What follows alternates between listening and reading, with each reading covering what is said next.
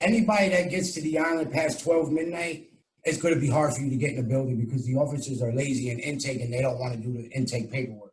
So they'll turn around and tell transit to take them to another building. And then they have to be cleared from the desk. You're on that bus for like an hour and a half before you get off that bus.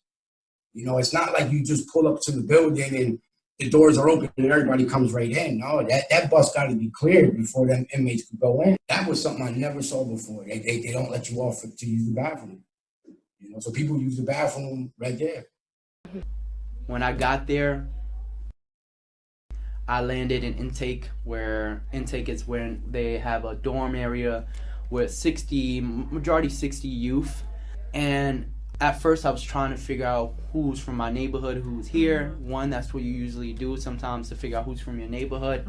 And then you kind of sit back and figure out what's going on, right? Like analyzing stuff and seeing what's like my next move. And I'm 16 years old, trying to figure out like who runs the phone, like who house this is, and like who runs the food, right? Like, you know, there is many different things that I had to get to. It was really late. It was in between shift change, the 11 o'clock shift change. It was like a little after the shift change. So when we got in, we sat in the bullpen all the way to 8 o'clock in the morning till the other shift changed before they started their paperwork. Yeah, the midnight crew, they don't do nothing. You're sitting in that bullpen all night. You know, they'll feed you, they'll put water in the bullpen, and that's it. They wait for them to come in at 8 o'clock in the morning. By the time they're situated, it's like 9:30. Then they start doing the paperwork. Then it's lunch. So now you got to feed everybody in the bullpen. So by the time you get out of the bullpen, it's like 8 o'clock at night after dinner. You know, because they have to classify everybody, make sure that this person could be in that house and nobody, you know, that there's no enemy in that house and this person. So it takes a long time. And if you're the first one done, you gotta wait for the last one done anyway because everybody moves out of group. So now, as soon as we get there, right, the process takes about 8 hours. They sit you in a cell for 8 hours. They feed you in a cell. You can't use the bathroom in the cell. You can't drink water in the cell. The toilet is stopped up with piss, feces. So this is the cell that you sit in for 8 hours. This is when you go through intake. So before you go to any housing area, you got to go through intake first.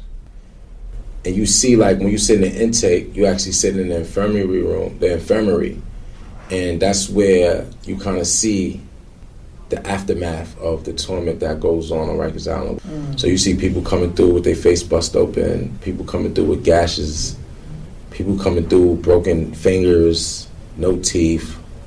Once they get you out and they're getting ready to take you like to the medical and the intake, they make you do all the squatting and all of that kind of stuff. And I think just the way that they parade you through too, like as women, it's so dehumanizing.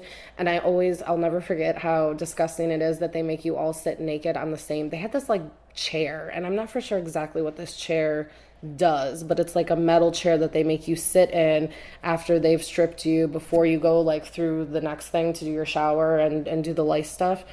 And we all had to sit, so we're all naked. They're all making us go around, and you walk all the way around this big long table. You have to sit in this like metal chair, and you all have to sit there, and they do some type of scan or something. But we all had to sit on that same chair. Now the chair is just like it's like a regular like metal chair. So like all my juices are sitting on all their, you know, like it's like there's no sanitation. Right.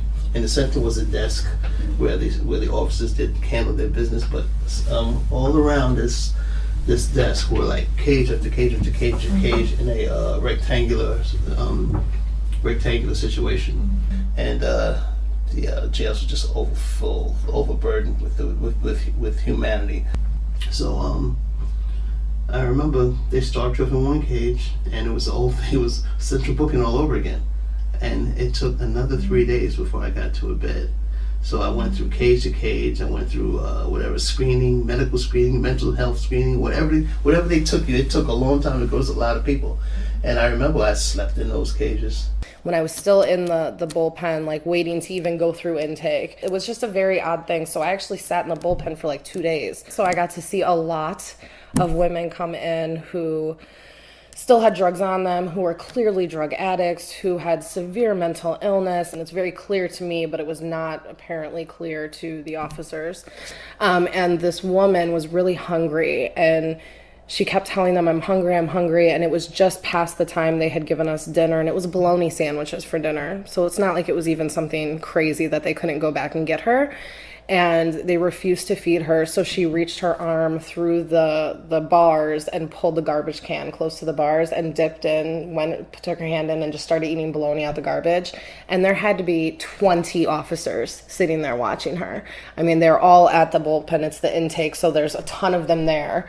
And they were, of course, all eating takeout food. So it smelled really good. So it makes you even more hungry. And that was kind of your initial wake up to like, and you're on Rikers Island.